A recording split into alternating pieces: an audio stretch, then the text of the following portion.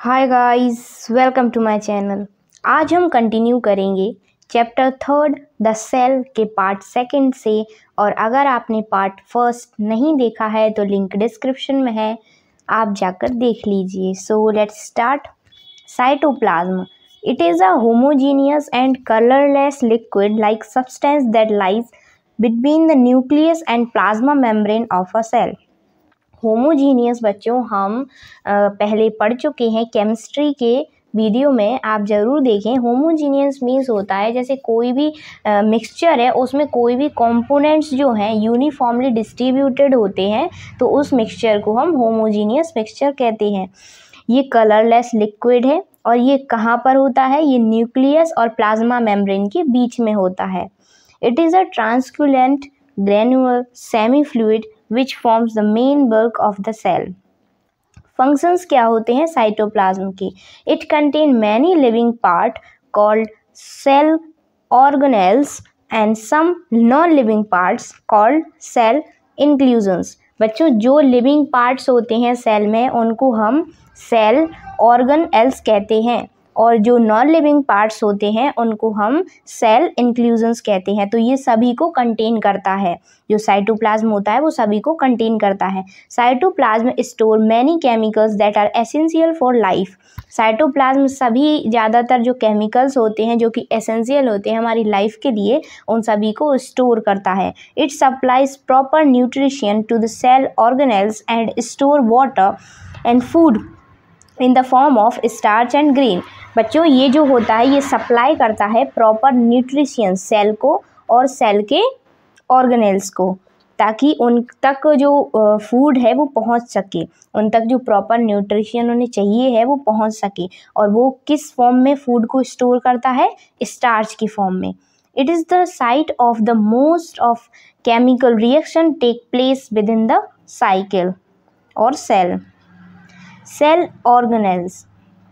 All the living cells contain many membrane-bound living structure scattered in the cytoplasm called cell organelles. They have a definite shape and structure. They perform definite functions within the cell. Some important organelles of plant cell and animal cell with their functions are discussed below. Mitochondria. Singular form में हम इसे mitochondrion कहते हैं और plural form में हम इसे mitochondria कहते हैं। Mitochondria are tiny bodies of varying shape, rod, round, oval, distributed uniformly in the cytoplasm of plant cell as well as in animal cell. जो माइटोकॉन्ड्रिया होता है वो टाइनी बॉडी होती है और वो अलग अलग शेप की होती है, राउंड भी होती है, ओवल भी होती है और रॉड लाइक स्ट्रक्चर भी होती है। ये डिस्ट्रीब्यूटेड होती है साइटोप्लाज्म में, क्योंकि सभी सेल ऑर्गेनेल्स को किस में लाई करते हैं? सभी ऑर्गेनेल्स सेल के साइटोप्लाज्म में। ये प्लांट सेल में भी होती है और एनिमल सेल में भी होती है। क्या? माइटोकॉन्ड्रिया।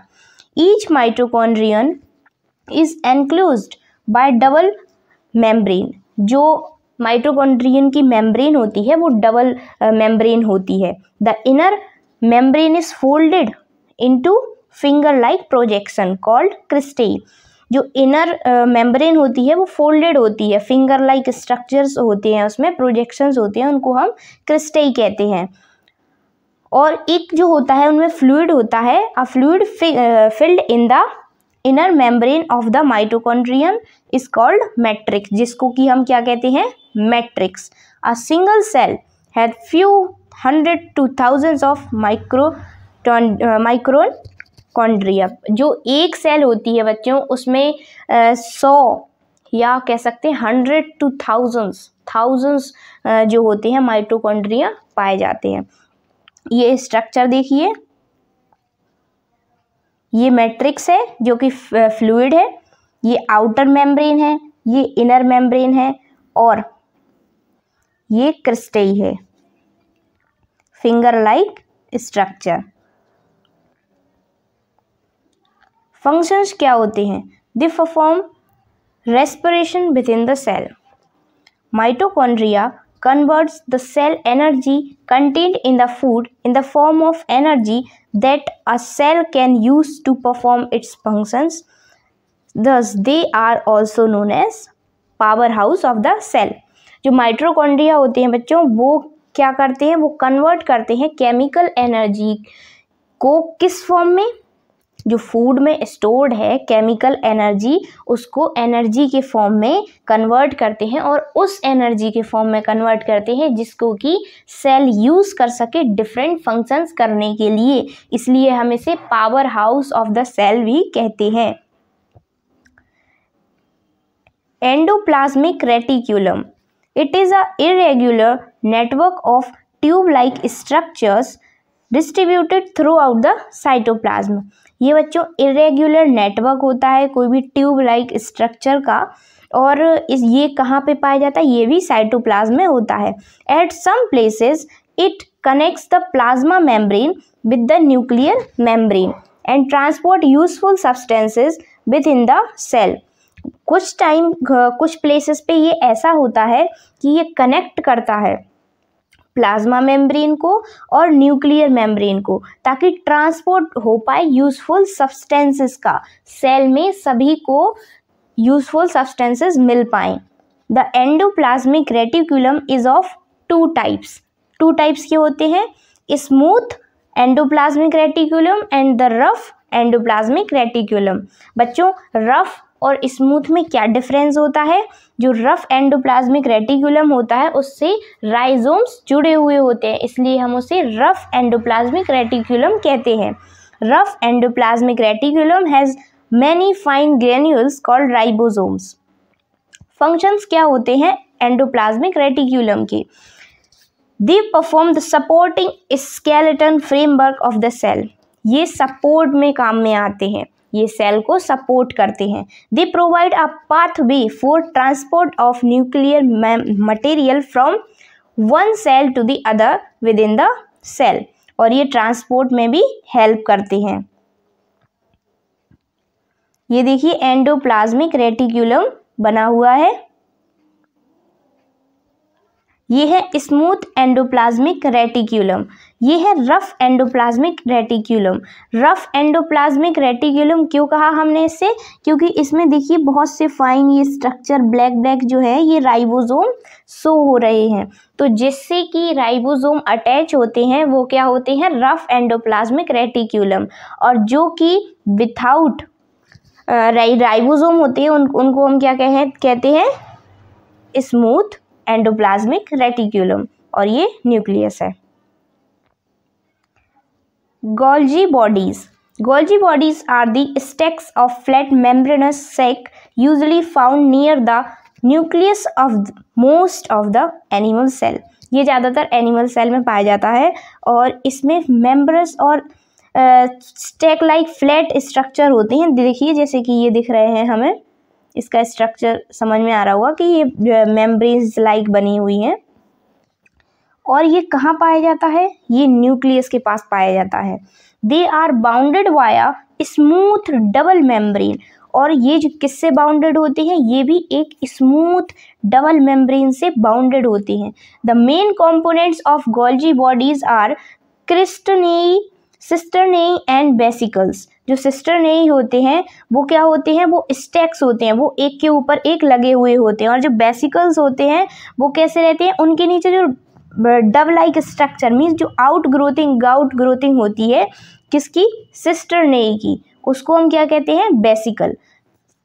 ये बस देखिए कि ये जो है, ये जो एक दूसरे के ऊपर ऐसे लगे हुए हैं, ये लगा हुआ है, इसको हम क्या कहेंगे, ये क्या है सिस्टरनेई, और ये जो आउट ग्रोथ दिख रही है आपको किसकी, सिस्टरनेई की, इसको हम क्या कहेंगे वेसिकल।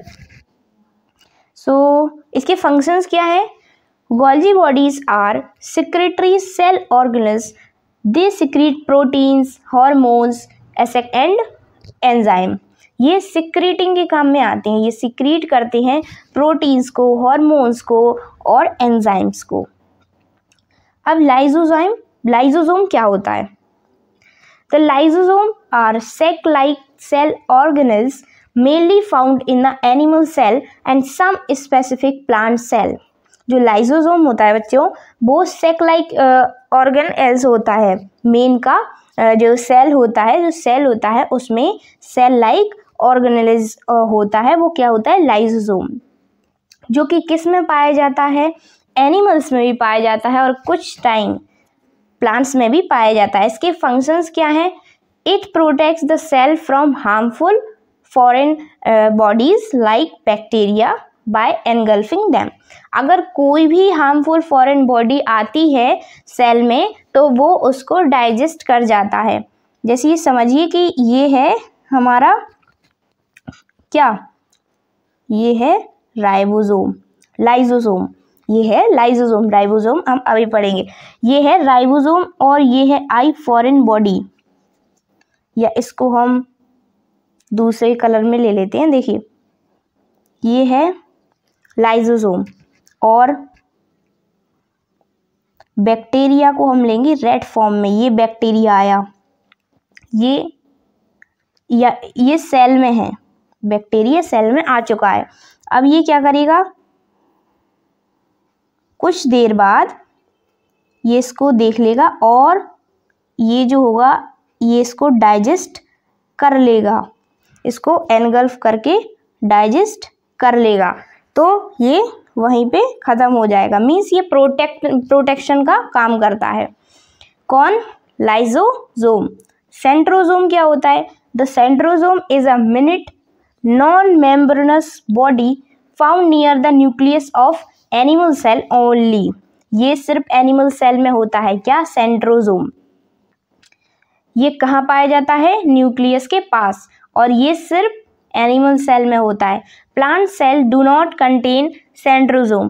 प्लांट सेल में सेंट्रोसोम नहीं होता है। Functions: centrosome initiate the cell division in the cell. जो सेंट्रोसोम होता है वो स्टार्ट करता है सेल डिवीजन को सेल में। जो सेल में डिवीजन्स होते हैं उनको स्टार्ट करने का काम कौन करता है? Centrosome. Plastids.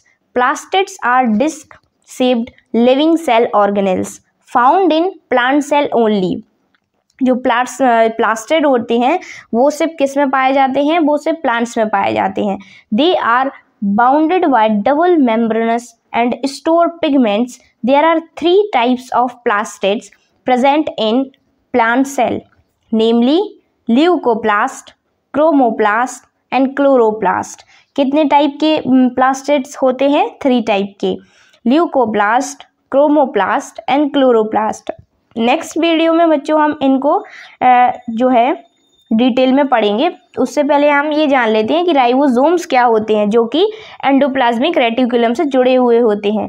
Ribosomes are very small dense granular structure either scatter freely in the cytoplasm or attach to the endoplasmic reticulum.